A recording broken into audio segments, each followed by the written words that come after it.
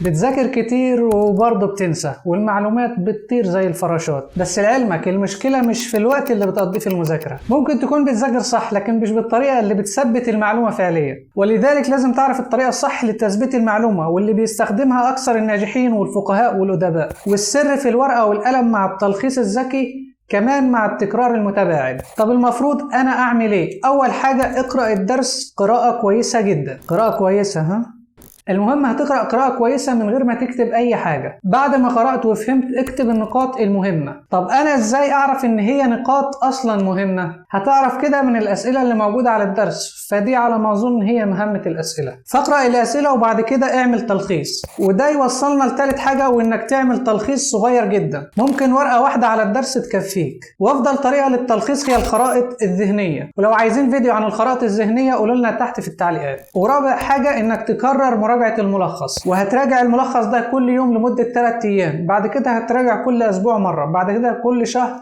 مرة. بالتكرار المتباعد ده بتكون خلايا جديدة بالمعلومة اللي انت بتذاكرها، والمعلومة دي بتفضل في ذاكرة المدى الطويل. وقبل الامتحان راجع من الملخص بس وسيب الكتاب خالص، بس اوعى تسيب او تنسى اللايك والفولو عشان يوصلك كل ما هو مفيد ان شاء الله. وفي الختامة اقدر اقولك ان الملخص انك تقرأ ثم تكتب مع تلخيص، بعد كده تذاكر من التلخيص بالتكرار المتباعد طبعا. وطبعا ما تنساش تحل اسئلة كتير، وبكده هتكون زي حمادة الدحيح اللي في فصلنا بيذاكر نص ساعة لكن بيذاكر صح.